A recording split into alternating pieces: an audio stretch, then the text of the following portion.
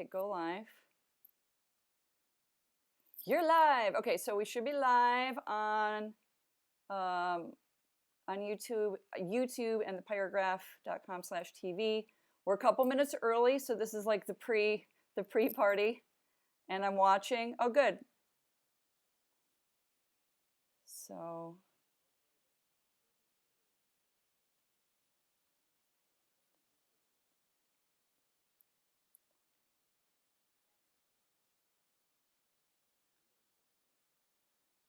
now, one thing I'm going to do is mute the live stream because I'm hearing all these multiple conversations. But you guys can still hear me and you guys can still see me. All right, everybody. So I'm going to wait. I'm going to give the official kickoff at noon. But for anybody who's tuning in a tiny bit early, I'm Peri Pakroo. This is Pyragraph Live. And I have Ryan Goodman, Andrew Fearnside, and Ruth Dove that I'm going to talk with momentarily about pandemic stuff. Right? Oh my God. And I forgot to get myself a water. This is where turtle. Turtle. And I'm just watching my clock, and we'll start just really shortly after noon. Yeah. The people. Yeah.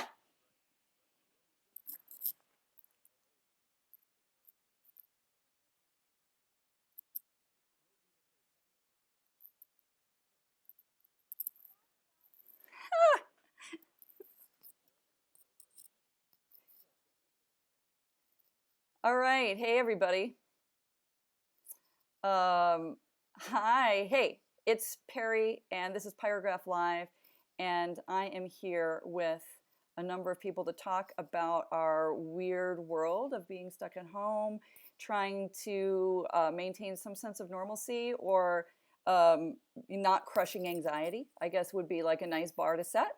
And to think about what the heck is going on. So I invited some people with differing perspectives, and I'll start with the person below me. Hopefully the way that I describe the screen is what people are actually seeing out in the world. But Andrew Fearnside, hey, welcome. You're an artist and a counselor, yeah? What do you call yourself? Like a mental health counselor? What do you call yourself for that title?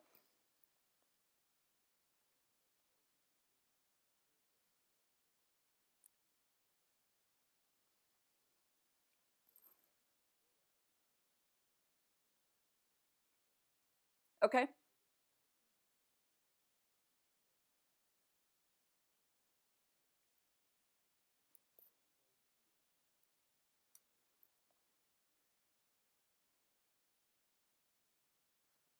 Gotcha. Okay, cool. Well, on your title info, I put mental health counselor, so I hope that's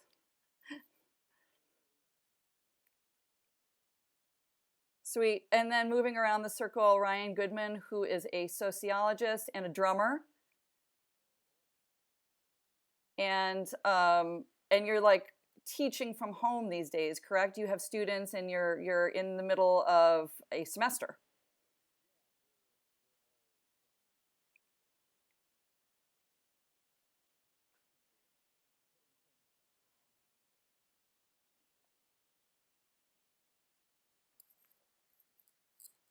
Oh, wait. Okay, now hold on, everybody.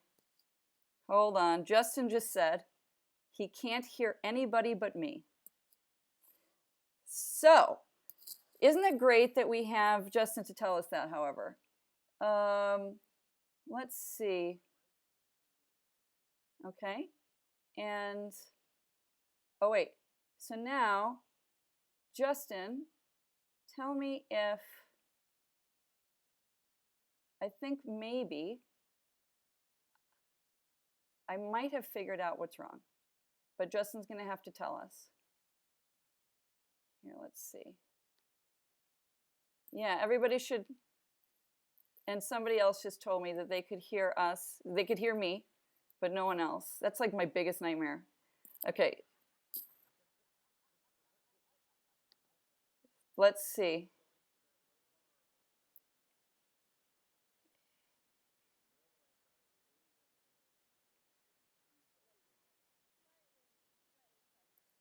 So, let me see. We're still talking, but until I,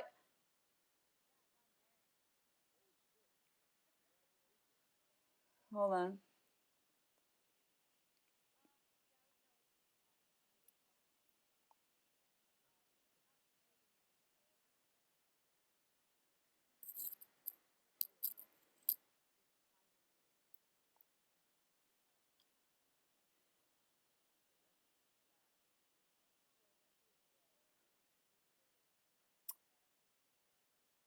All right, so I hate to, I'm sorry, but I just need to ask you to stop talking for a quick second because I'm sitting here silent and I'm afraid what's happening is that anybody who's watching is just looking at us and not hearing anything at all. And so I'm just trying to figure out what setting I possibly could have wrong that I wouldn't have sound coming through because,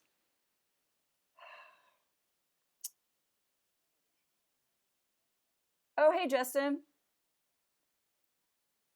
Let's see, audio. Hold on.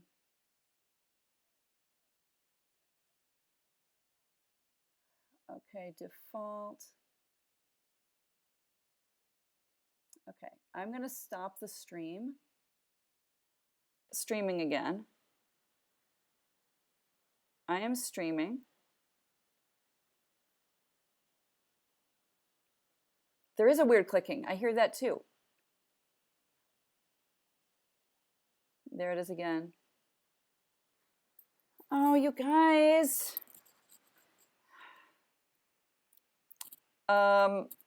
Live now.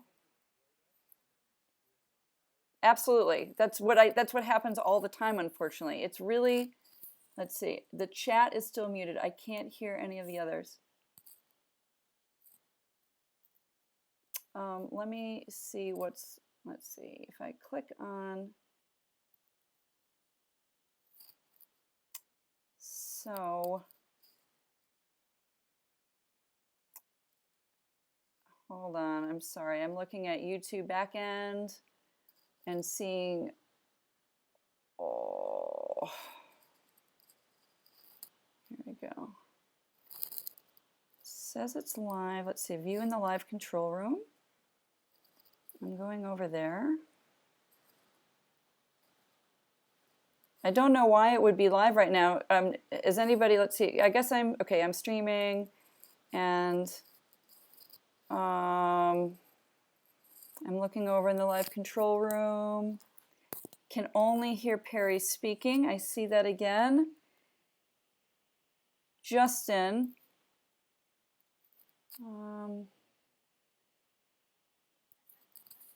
Exactly. That was what was happening with me before because it was like you guys were talking, but then I wasn't. Live stream settings. Hold on. Details. No. So yes, we could just end the stream and we could just do this and I could just put it up. But I'm just looking all around stream settings, latency, analytics, stream health. Yeah, I can't. Yeah, right. So here, I'm going to, that's so annoying. At the same time, it does, I'm really anxious because I haven't moved a long time. Plus, I think I'm going to get killed by a wolf. Those are like the same, you know?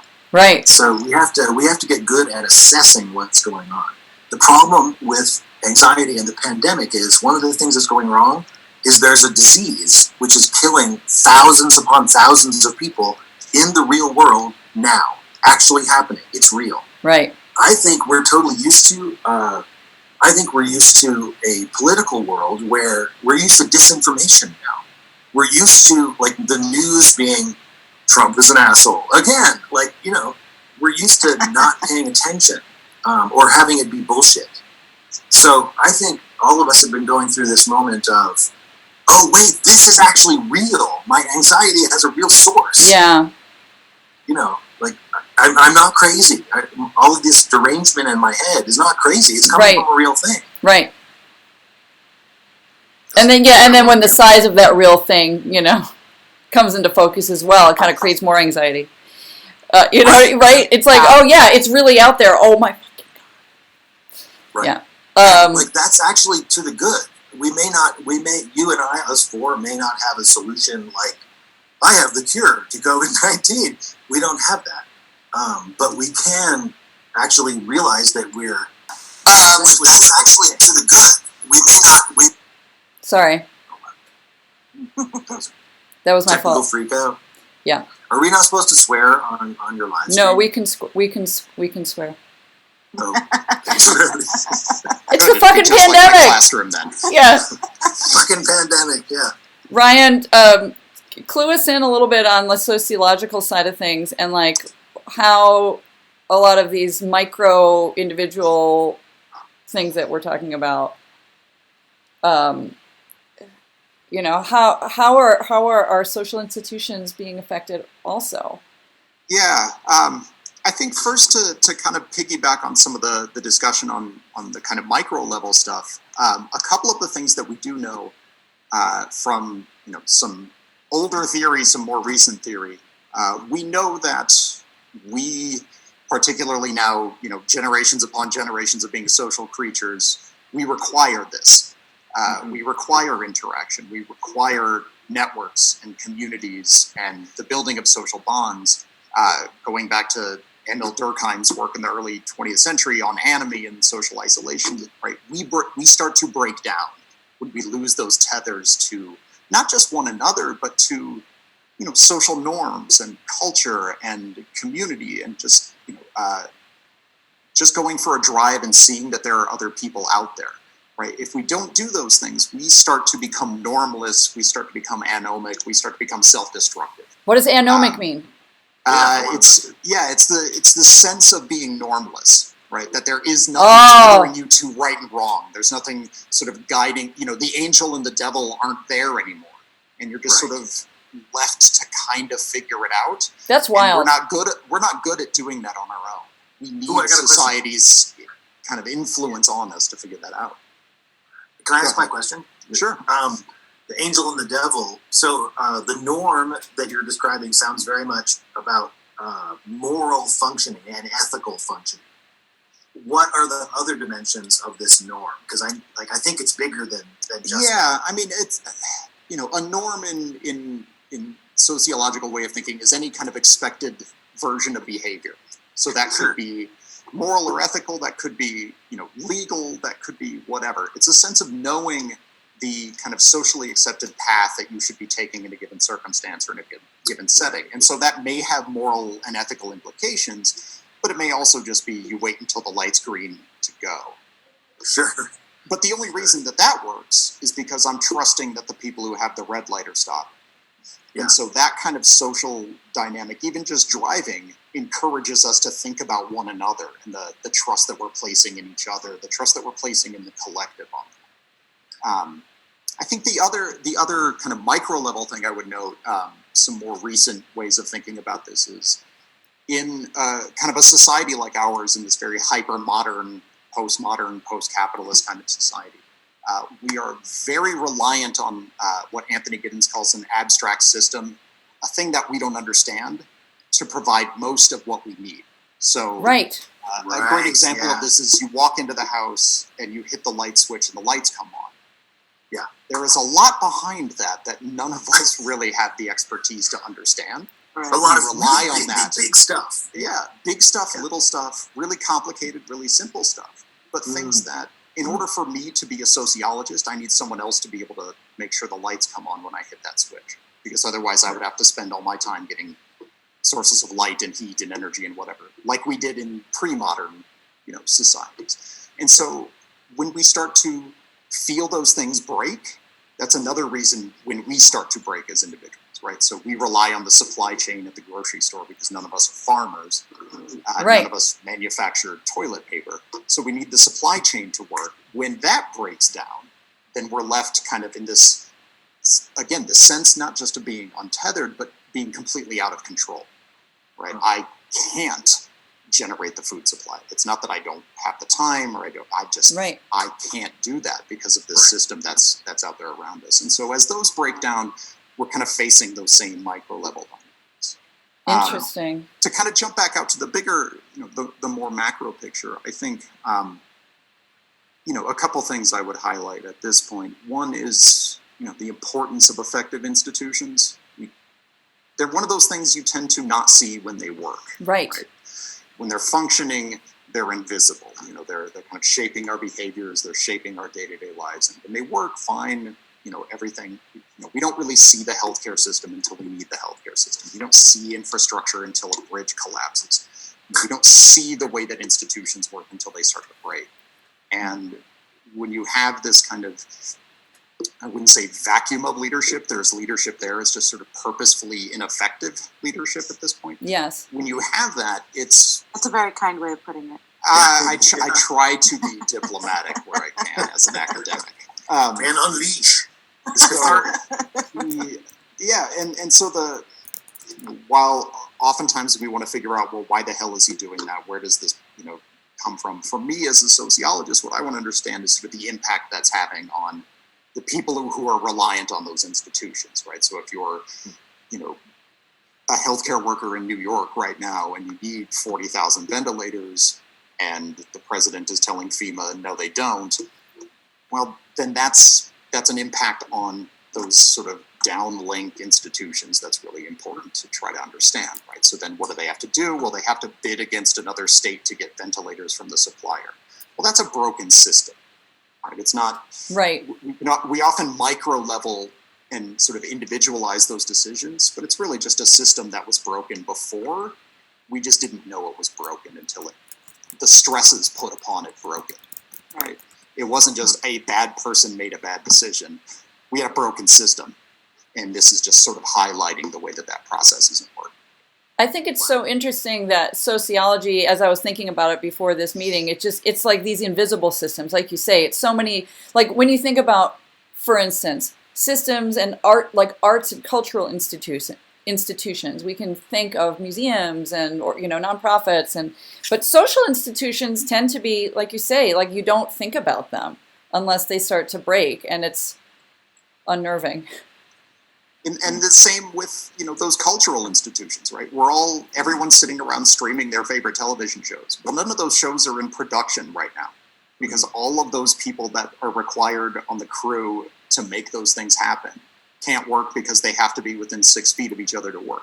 So we're eventually going to run out of content at this point, the way that this goes. So No. Gilligan's Island will be our signal that the apocalypse has begun. We will have Hey. to continue to go back to the past.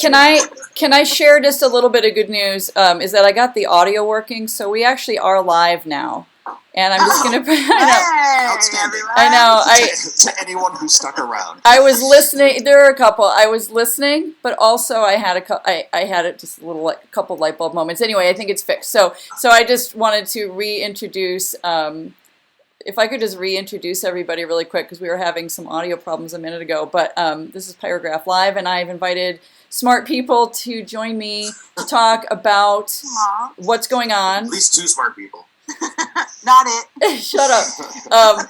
Ruth Dove is over to my left. Ryan Goodman is below her. Andrew Fearnside is below me.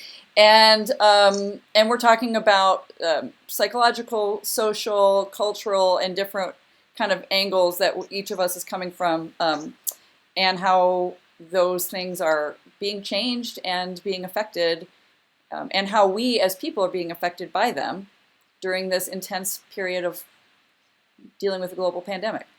And Can I run a theory by Ryan? I have this. I try to make it brief. Yeah, shoot. We've got our conscious mind and all the stuff we're doing, typing and whatnot. And we're surrounded by these institutions that do things like make light come on and provide us with food. And we know that we don't know how to actually make the food happen or make the energy come along. We're adapted to that. Right. But there's a part of us that is always attuned to that. It is paying attention. We're not thinking that, but unconsciously, there's a part of us, which I would say is our gut brain, is always tuning in. So anytime we perceive a crack in an institution, and that the cracks that we perceive are totally subjective. If I think Trump is an idiot, then I perceive him as a crack in the system. It's at that point that we start to worry on an existential level. Like the more cracks there are, the more we are reminded of our incredible dependence on this whole system that we're a part of. And I think that I figure that's, it's like there's a little piece of brain that we're conscious of, and then there's a whole lot of nervous system that's really attuned. That's my theory. What do you think? BS? Good stuff? Well, no, just I would think, from my own perspective and training as a sociologist, my focus would be less on what the brain is doing there, which I think is certainly plausible, but more on whether it's that our unconscious or subconscious brain is attuned, or whether it's prior forms of socialization that are creeping in the back of our minds, or it's we're used to creating risk and creating anxiety out of things that weren't necessarily anxious, like you were talking about before. And so when the real ones show up, we first respond in the same way that we did with the fake ones, or the fake ones, however you want to think about that. Sure. And then the more that those become real, then our fight or flight may kick in a little bit higher, a little bit harder. Our individual tendencies that we've tried to, in some ways, socialize away, in some ways encourage, those kind of increase. Right, we're seeing panic buying of firearms and ammunition right now. Right, that's a result of this kind of hyper individualized thinking of And toilet paper. Going back to we're reverting back to a time before we were social, in a sense, right? Before society, where all we did was we hoarded resources and protected invaders. Well, that's what panic buying of guns is, right? That's thinking about someone's going to come and take my things, and so I need to protect myself from them, because we feel like the institutions in the society that's been protecting us from that for generations is breaking.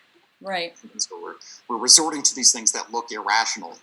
They're purely rational. They're just the wrong set of inputs to the decision. Well, and if I could add to that, the last, 5-10 years, whatever, there's been, of course, this big effect with siloing and the internet bringing us only the information that we, that validates our own biases and assumptions and stuff like that. And just that term you use of anormative, and I would imagine that different communities, for instance, people who are gun enthusiasts, that's the most normal thing in the world to go and stock up on guns at this point, right? And so it's this I'm feeling this competition of these siloed worlds now, where we're kind of so locked into our own, never before I think has society been so kind of insulated in these feedback loops of where we seek out information that validates things that we believe or want to believe. And how terrible it is really for an experience like this to further splinter people then, when we're all cut off and then just relying on our own community norms, whether they be buying guns. I don't know. I know a lot of people who are really active in helping homeless people right now. I mean, there's some things that I think sound a lot more positive, but anyway, I'm not really sure where my question is and all that, other than to point out the silo factor and normative behavior within these separated groups. And that we're in a moment where we've sort of been forced to be alone, when what is necessary is a collective response. We all we need to be thinking and acting as a community but we can only do that as individuals right now. And that's a very kind of cognitively dissonant thing to think about, right? I need to stay home and be by myself because that is a communal thing that we need for everyone right now, right? And we as a culture are not designed to think communally right now. We have been sort of building and further into this kind of mass society where we're not really connected. We're sort of a bunch of individuals connected by citizenship. And that's really the only tie that binds. Beyond that, I think for myself, I do for myself, I provide for myself, right? And Sure. the more alone we are now, the more that feels real. And what we need is that big communal thing. And you can see that in the way that people try and get out of it. Right. So, like, in terms of language, you have all of these crazy, like, sort of gray areas that we're talking about now. It's like, yeah, go home. It's like, what does that mean? Oh, well, what's home, right? Like, can I walk to the end of my property? Can I go take a walk? Can I go to the gym? It's like, yes, no. It's like, okay, can I go hang out with my friends? It's like, no, probably not. And so we keep having to clarify further and further, just using, like, words, right? We like, this is okay, Ruth, this is not okay. I think it's yours. I don't know. Your mic was like bouncing around, I think. It was like, I think it was you, but whoever it was. I'll hold it over here then. But really, like, we try to climb out of our responsibility at every turn. There was a really interesting post that I saw in regards to how we are talking about it and what are good words to use versus bad words to use, right? So less clear is practice social distancing. It's a new term, it's unclear, it's not specific, it's conceptual, versus something more clear, which would be stay at home, get groceries once a week. That second term is literally just a set of directions for people, right? As opposed to the idea of practicing something that we're not even know is a thing. Or what is hoarding? What's the definition? Some things say buy 14 days worth. For us, that's kind of hoarding. To have enough food for 2 weeks, but that's a language thing for sure. Yeah, it is. And we're constantly trying to get out of our responsibility because, as Ryan mentioned, we are highly individualistic. We want to do whatever we want. We experience high levels of freedom to do so most of the time. And so when we run up against a bug, it's like, oh, it's a bug, like, whatever. Like, let's talk about old parents right now. I love you guys. I love my parents. But I'll be damned if they're not doing exactly what they're not supposed to be doing right now, right? And it's like so frustrating to deal with. It's like you guys spent like the first half of my life protecting me, and here I am like just mentioning a couple things you could maybe avoid, and they're like, we're not going to do that. And it's like, oh my God, you guys, that's crazy. But again, it's because we're constantly trying to revert back to what we feel is like normal or whatever it is that, feels good to us. Right. And this whole idea of like being alone so we can be together later is really counter to that. And we have to be incredibly specific linguistically because people will do and say every single thing they can to get out of this uncomfortable feeling. Right. This weird responsibility we have. And that social distancing thing is interesting too, right? Because my field, we've been kind of encouraging people to not use that phrasing because that's actually the opposite of what we need. We need to be socially connected. We need to be physically distant. Right. Right. We need to be, we need to do what we're doing, right? We need to talk to each other and look at each other in the face from completely different homes where we're not anywhere near each other. That's such a good point. We need the social connection.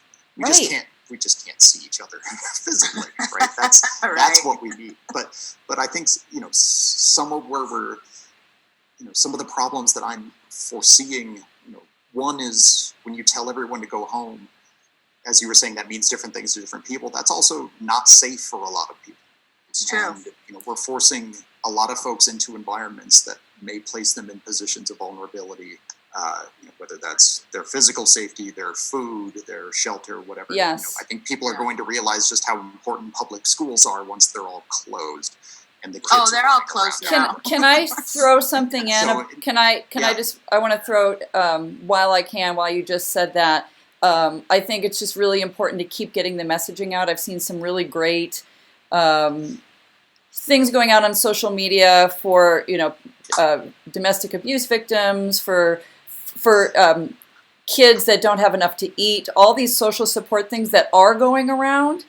And I just want to have it be said that those things are out there. And I know personally, as a person who shares a lot on social media, I have been collecting a lot of that kind of stuff. And if anybody wants a collection of those resources, they should, they could contact me, or, be in touch. And if I had had my act together more, I would have put up some screens of resources, because I think about that a lot. People who aren't online as much as I am, and they simply might not know. And it's really scary to think of people getting cut off in unsafe environments, environments that they don't have enough resources and food and all of that. So, but they are out there. I've been actually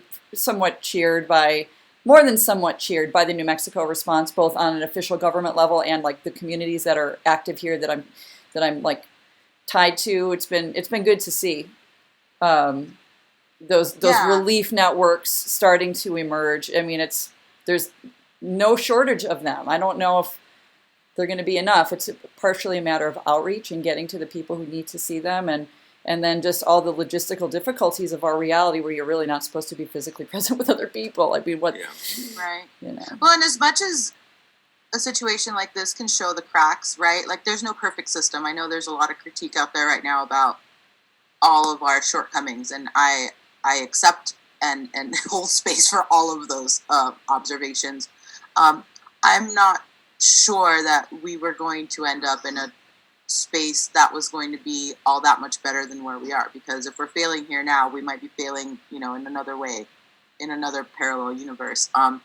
So as much as something like this shows kind of the systemic faults, obviously, and the amount of privilege that some of us have versus how little others of us have, I do find a lot of comfort in just how quickly our community, specifically, shout out to Albuquerque, was able to really come together and make quick decisions for the benefit of others beyond just staying at home, right? So making sure that kids get food, right? I could probably list 5 restaurants off the top of my head who are oh no, fuck it, the kids get food, I don't care. Yeah. APS lunch. The schools.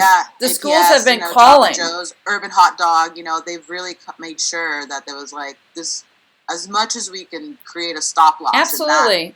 Problem, we will. Sometimes and that bolsters my spirit, right? It makes me feel as much as I said, I accept the criticisms, I identify them, I don't disagree with a lot of them. But there are also good things to be seen, right? How do we fill those cracks? How do we shorten the gaps? How do we address those amongst us who are at real risk now, right? Above and beyond just getting sick, in danger even. How are we dealing with those folks? And the fact that we even thought about it as quick as we did is, I don't know, it makes my spirit happy. It's true. Sometimes there is opportunity in this, right? In thinking about, it does provide this kind of almost cultural social reset of a little bit, yeah, giving us a moment to pause and sort of look around and think about if this is who we want to be in 2 generations, as a culture, as a society, as a body politic, as a socius, whatever. Yeah. Is this who we want to be, or do we see, in seeing the way that people are responding in wonderful, positive ways, that's the groundswell that we build on coming out of it, versus we're going to come back out of it, even more hyper polarized than we already were, right? There is a sort of fork in the road to some degree.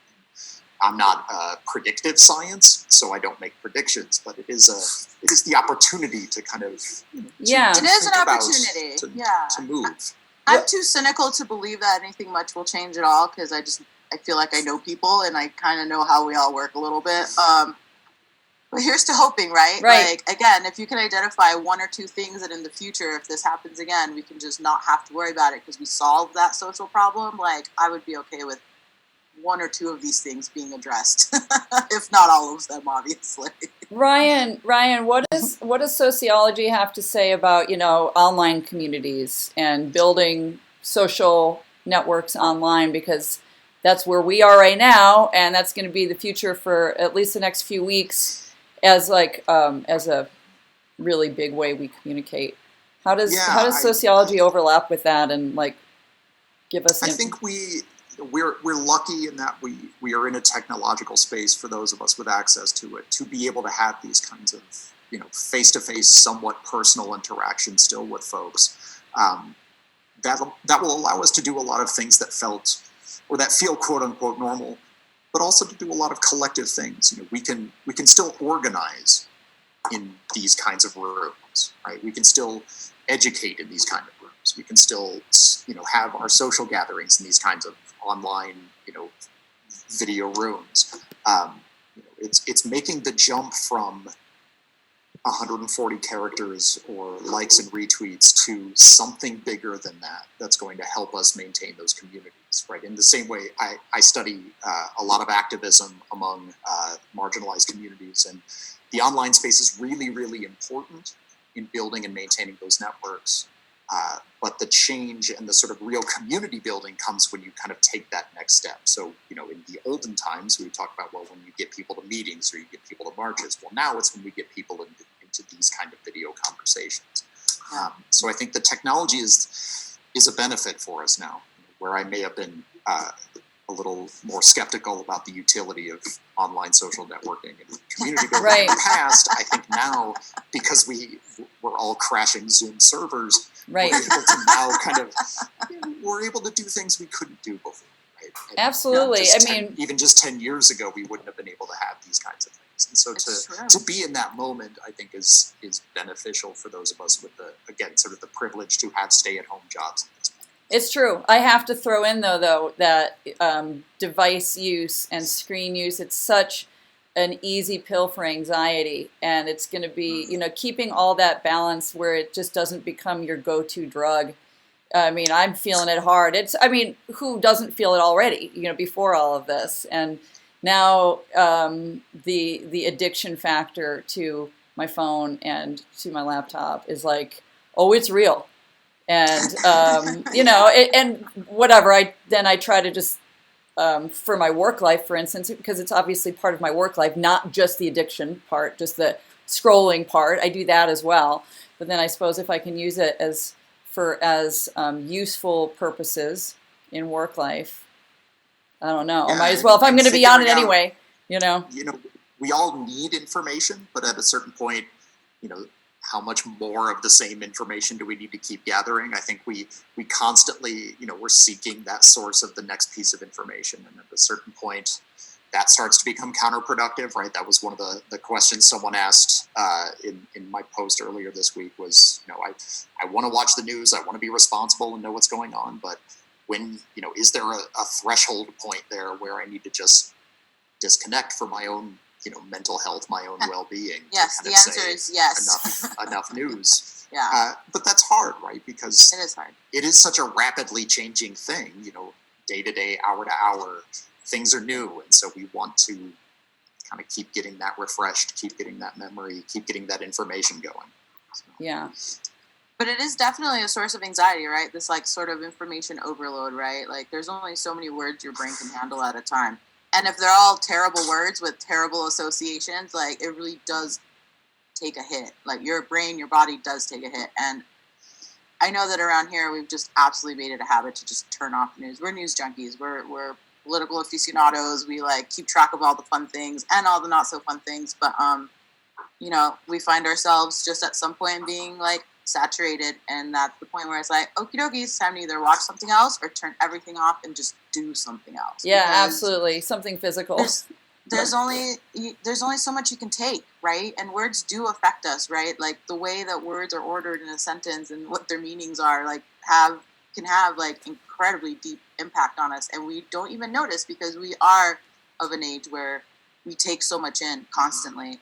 My information input is through the roof. It's dumb how many headlines I read a day. I couldn't even tell you. I don't even know how many. Well, the first couple weeks of all this, I made myself dig into all this YouTube and online publishing stuff that was really wonky and took a lot of attention, so that I would not watch the news. I did not need to hear anymore. I knew what was going on. New hobby for you. Yeah, and so the more that I could just focus on something else, I'm continuing to try to do that.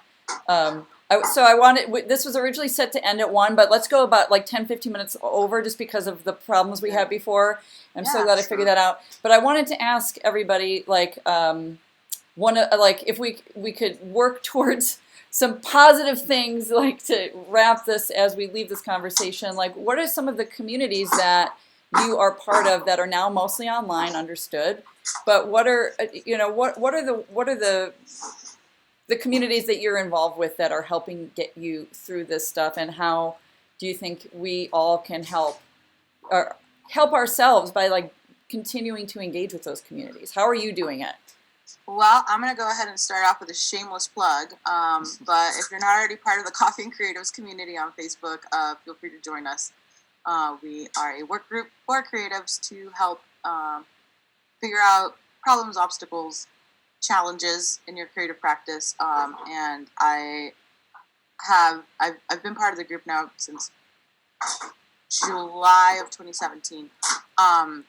And it's a very active community. I've had to take like a moment and like a step back because it can be very overwhelming. You guys have been really active. My peeps are there. Yeah, we're pushing like 3,000 members on the Facebook group. Can I ask whoever has background kitchen stuff to mute? I'm sorry. Sorry. But yeah, if you're a creative of any sort, if you count yourself as a, I don't know, whatever, artist, musician, wordsmith, you can definitely come to the group. And I've really been bolstered by how everybody stepped up and started providing other resources, right, and sharing resources with each other. Well, you guys were already an online group, which is cool. I mean, there's no translation or like difficulty of going online, because you guys were really an online group. Yeah, we had traction. We've definitely pivoted a little bit. I think everybody has just realized that, the artist next to you may not be as well off as you. How are we going to help that person? And, there's something that happens to your brain and your body when you help somebody, right? Something positive happens to you when you help something positive happen to somebody else. And I'm seeing that a lot right now. So go cool. Coffee and Creatives. So the arts community for you, are there any other I don't know, are you already connected with other, like either, I don't know, parent groups at school, or like what are the networks that you're still keeping alive? Or are you? Is that the main one? The band family at my kids' school, we're all pretty well gelled together. Nice. So I'm part of the band boosters, and people with kids, man. We're going through our own set of things right now. Well, I partially asked that because like I'm the parent who I always feel like I don't reach out enough to other parents of my kids, like to get them together. And yesterday I changed that. I'm like, I need to, like I sent an email to a bunch saying, hey, could your kid Zoom with Jazzy? Because he's lonely. And, now it's like pushing me into just being more intentional and not blowing it off. Because it's that thing that falls to the side a lot. And anyway, so I'm not really connected with other parents, but I'm trying to like make a point to be right now.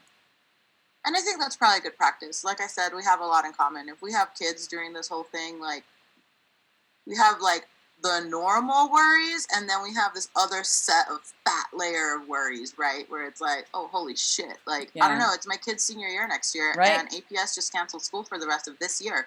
So what does that look for him? Like, what is his senior year going to look like?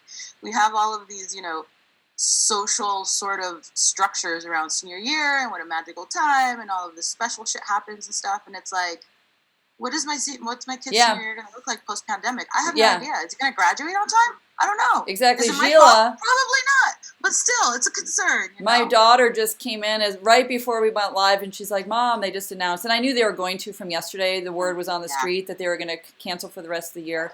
Right. I mean, okay, stupid question, Ryan. Schools, are they considered a sociological institution? Yeah, very much so. I mean, we haven't even talked about them. It's such a big impact. Because we wanted to get kids out of factories, essentially. Right. We're built as a response to a social problem, not an individual problem. So absolutely. And we're all going to have to sort of reform what we think education is, what we think a school is, what a grade is, what an assignment is.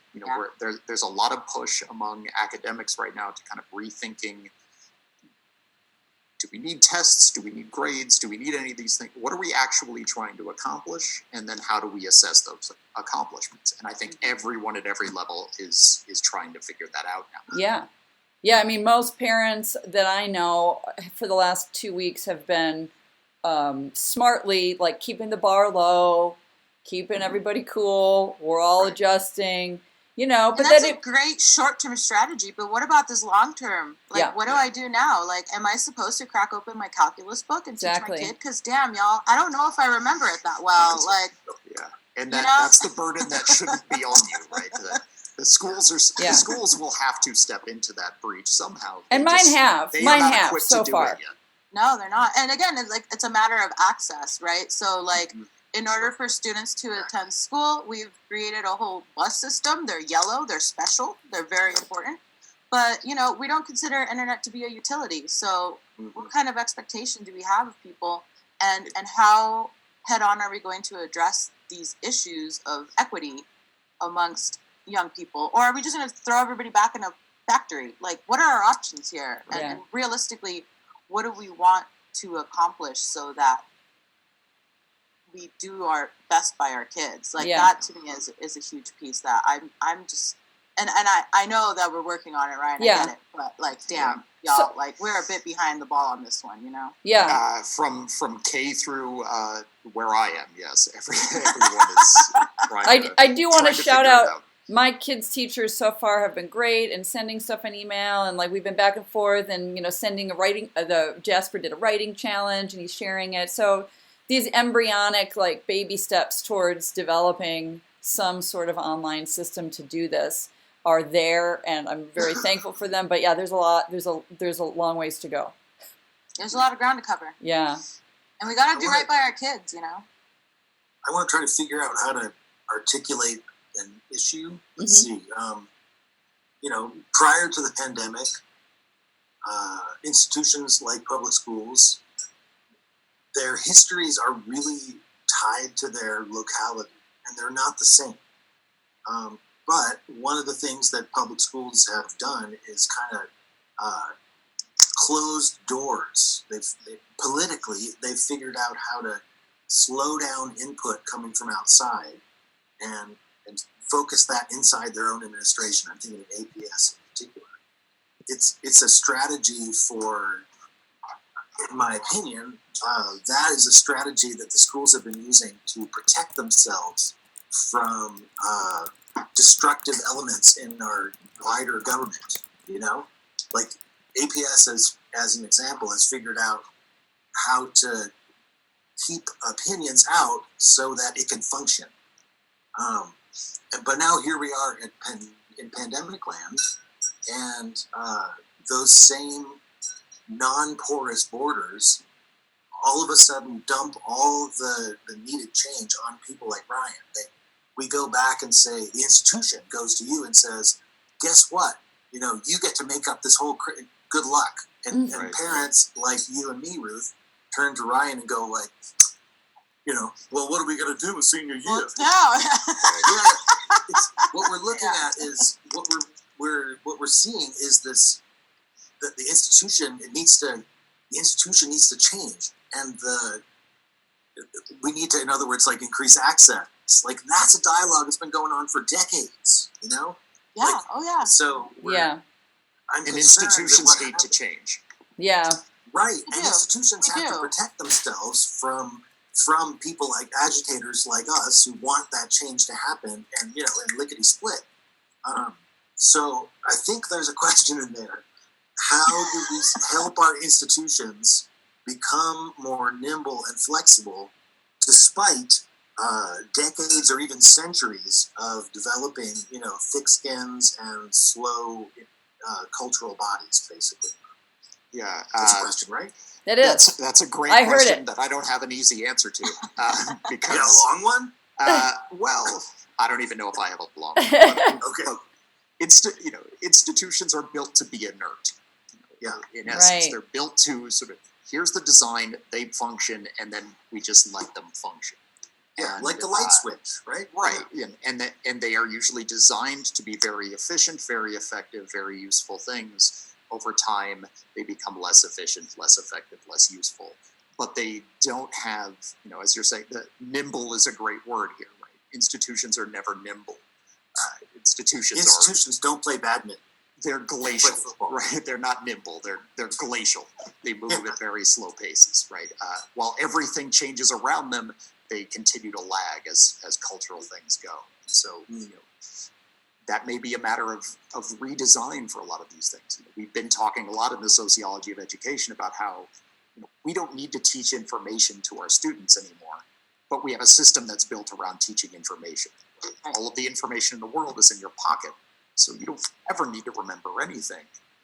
But we're still in a model where that's how we teach, right? We teach you to a test. It's convenient because that means that we don't have to dismantle power structure. That means we don't have to think about higher budgets. We don't have to think about all these things that people like to concentrate for themselves, money and power, to control the conversation, right? So it's like, oh, well, if you just keep teaching the information, like they'll just be perfect, like I was when I was in grad school 20 years ago or whatever. When in fact, right. when in fact, what we need to do is stop teaching information and start teaching like a dismantlement, right? Like how do we take things critical apart thinking, yes, and then put them back together in a more equitable way, right? In a more just way, in a way that creates more access. We've been teaching authority and we've not been teaching critical thinking. And that's what we need right now is creative critical thinking. And I think you mentioned it earlier, Ryan, this could be a great reset. I mean, there are a number of positive things that could come out of this, like while we all stop and have to think about making so many decisions that previously just kind of happened, being more intentional about those choices as a culture. One of those things I just want to throw out there is science. Like, let's imagine 6, 9, 18 months from now, let's say a vaccine comes out, like we're past this, science becomes the hero again, science is proven to matter. I'm focusing on the positive here. I'm fantasizing, basically. Science matters, science is real, right?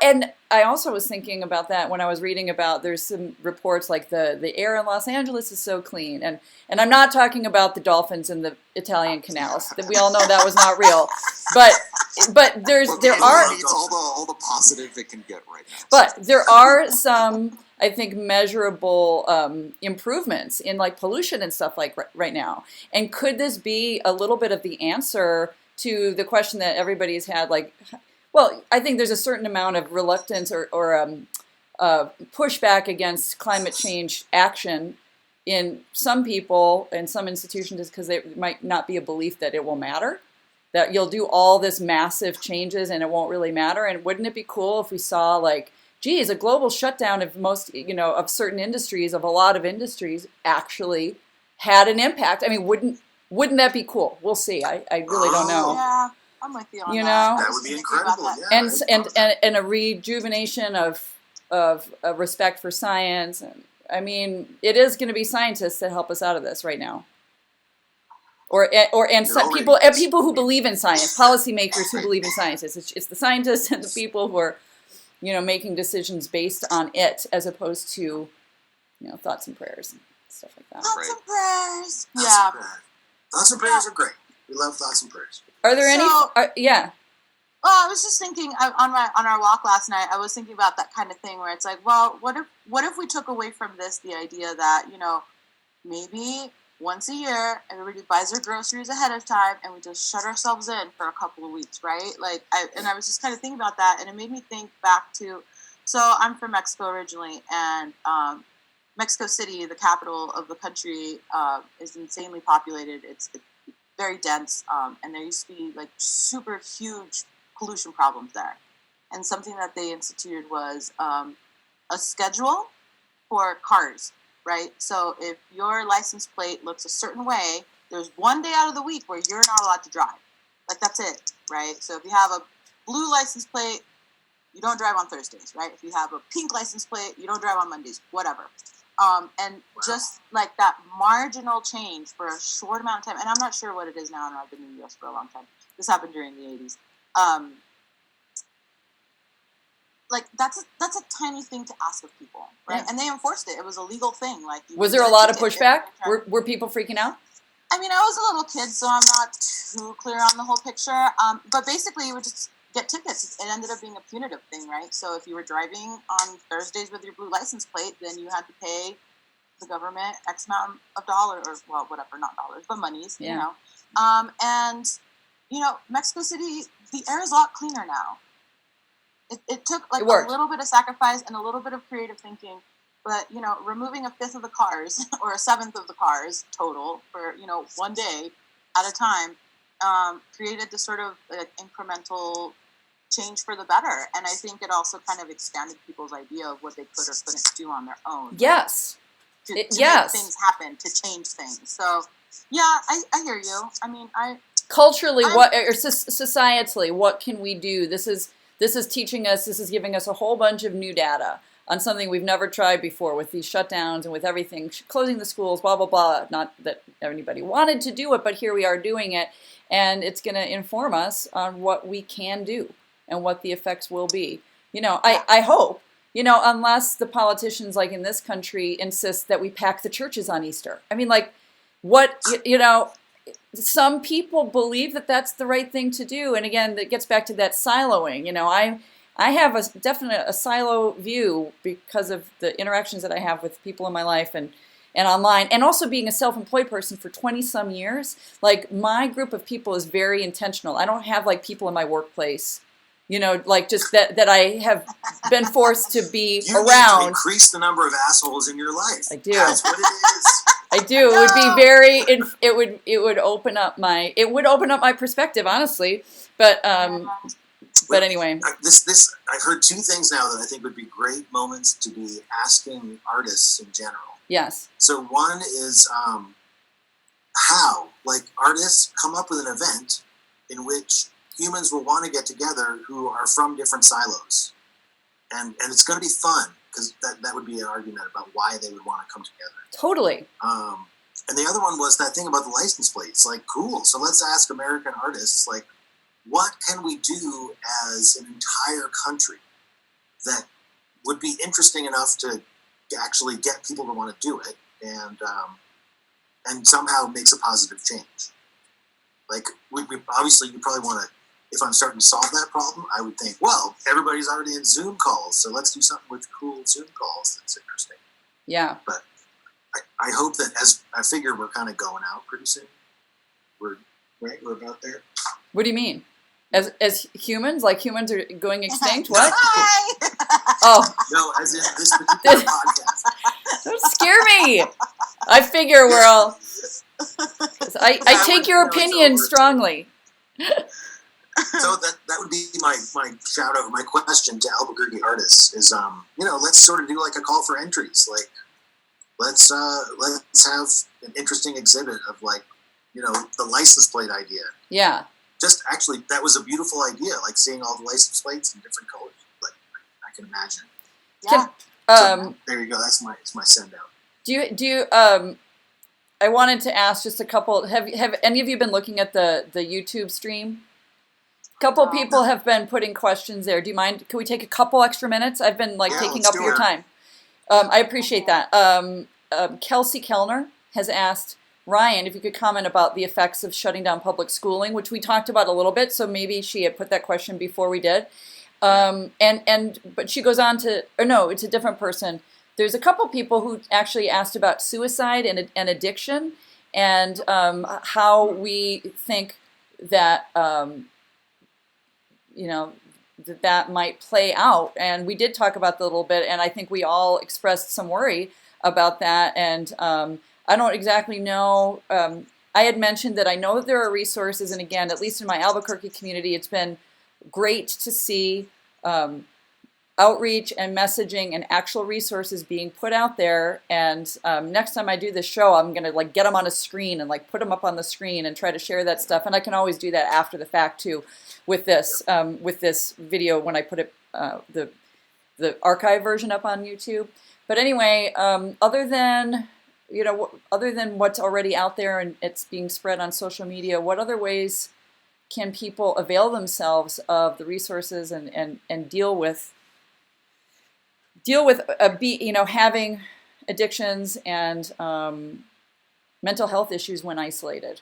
Do you know? Actually, Andrew, I should ask you. Do you know about online counseling and stuff like that? Are there free or affordable ways to get help online? So the terrible answer is I don't know because I haven't done any research. Yeah. But I can say in general, or maybe in specific, there's a thing, e-therapy. You can like type in etherapy.com. Okay. Or just look for online therapy. And as of the past few years, those kinds of businesses have just exploded, in part because the whole counseling or the whole psychological professions in general started to agree that you could be ethical and do it, which actually was really complicated questions to answer. Yeah. Both technically and within the profession. I know. So there are lots of resources. Are they free though? I don't know about that. Yeah. So if I'm thinking like, how would we find out? Call UNMH. Yeah. And What they'll be able to tell you. What mental health has ever fallen under like the public health umbrella? Do you know? Like, I don't know that system at all. That is a great question. So how does mental health and public health interact, and what's the history of that? Maybe we could look into that next time, because it seems like there should be a public health component of that, right? Right. We got to find some really smart people to come talk about that. Well, not which actually, I could do that. Let's do that. I could go find those folks. Absolutely. Again, in general, like, I think the first thing to come to mind is the broken system stuff. Yeah. That what we're experiencing is the result of depriving mental health, and anything that is not purely rational and purely physical.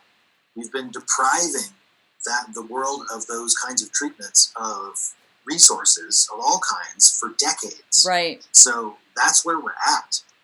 There is no system. I mean, the system is too weak to work in this difficult situation. It's like not. Yeah, and that's been true in mental health in Albuquerque, again, for a long time. Yeah. Do you remember 2013? Yes. When Tejana Susana just figured out how to kill mental health in our town? I mean, I'm exaggerating a little bit. It was a terrible, terrible thing that happened. That is like so. Yeah. It's really permanently changed things here, and I see improvements happening now. But wow, that was so bad. And even just on a business aspect, that these businesses were absolutely shut down, and it was all really corrupt and bad. And by that, And so, as I was saying with you, Ruth, too, these issues about access and consolidating control in ways that really only benefit the medical business and don't benefit the people who need the services, these have been going on for decades. Honestly, my entire life. So, if we wanted to, when we're looking at the history of how mental health has been a part of public health here in specific, that's a big part of history. It's a history of not delivering services that really useful to people who really need it. Yeah. So that being said, if a person is part of either a public school or UNM as an institution or CM as an institution, many said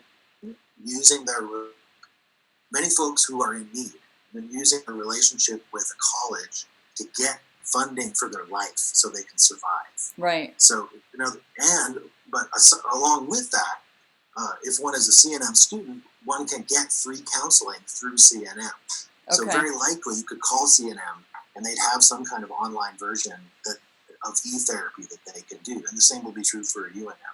I'm going to make a point before the next time I do this to reach out to the people I know and find out about mental health resources, like especially delivered online.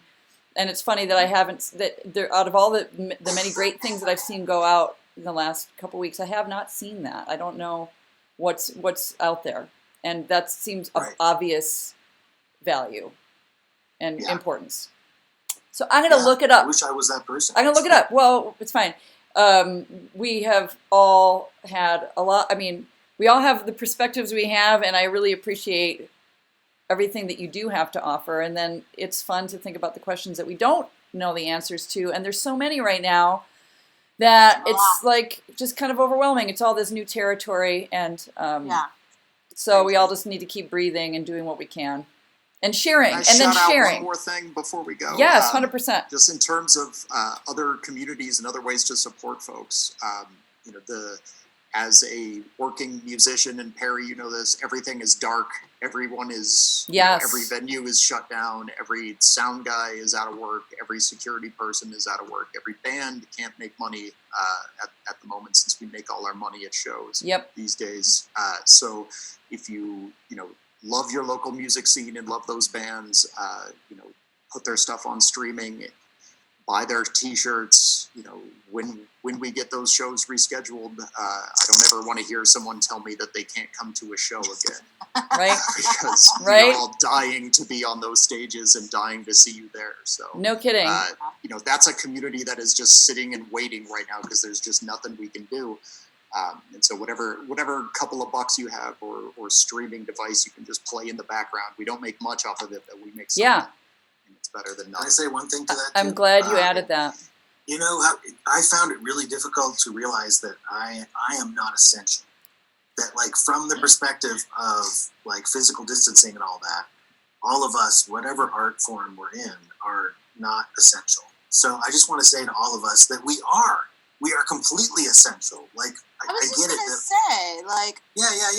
Our consumption of art has gone up exponentially in the last few weeks. Exactly, Everybody's, not totally. just mine, not just yours, everybody's. So Yes. the next time somebody tells me that the art's this, that, or the other, pish posh, I'm Right. like, whatever. You watched all of Netflix, so Right. you stand corrected. Right. Talk to me when you watched all of Netflix. Yeah. I got really angry. I saw a tweet from Nikki Haley about, you know, our former whatever, our Trump sycophant. She posted something on Twitter like, look at all, you know, in this coronavirus relief bill, all these millions of dollars are going to the, you know, NEA and Institute for the Humanities, all this stuff, as if it, and she was just like, can you imagine how many people could be helped by that? It's just like, yeah, I can imagine. Like, people are helped by that all the fucking time. Like, Yes. you know, just, that tweet made me angry. I needed to get that out. It really wasn't cool. Thank you, Peri. And I'm glad that Ryan mentioned that about the bands. I actually wanted to let bands know, and I already have online, but if anybody wants to send us a video, and it's important that there's not be any other copyright claims to that music or video, but we've been doing a thing, like Eva has a show called The Canceled Shows where she's including those bands. It's really fun. And then also I was thinking, even if it was just a video that, again, if you own it, we'll put up on our YouTube page and we can put links down. I mean, if it helps get the word out about your band, I would love that because it's content. And I would like to craft that content. I've been like really tinkering with these ways to make content that helps forward some sort of a cause, whether it's supporting a band, which whatever, bands can be causes, right? Or an actual like nonprofit or whatever. I want to do stuff like that. And honestly, sending me a video, that's easy. I mean, that's I can do that with my eyes closed, unlike, you know, getting that live stream to always work. So bands out there, just get in touch with me through Pyragraph, and we'd love to put your video, or it could be a live, it could not so much a live stream, but it could be kind of whatever you want it to be, and then just give me the links and we'll try to get the word out about your thing. And that's the same for performers, and also like Arts Hub is having a fundraiser, so we talked about them on the live stream the other day, and any ways that I can help spread the word, I'm trying to like use this channel for that as much as possible. So sounds great. Awesome. Well, I guess with that, I just say thank you for joining me, and thank you for dealing with my technical issues. And if you guys would be down to come back again. I mean, we did go live, so we're live now. We're gonna say goodbye, but we eventually figured it out, and it was fun. It was fun to see the chat stuff going in. Nice chatting with you all. Thank Yeah. Thank you to Ayanna Freeman for responding to my question. I just want to say that we didn't have time to address what you talked about, but yeah. Thank you. Ayanna, shout out. We're gonna have her on. We'll do more. Okay, well, thanks everybody. This is Pyragraph Live, and I guess I'll just sign off here. All right. Bye, everyone. Bye.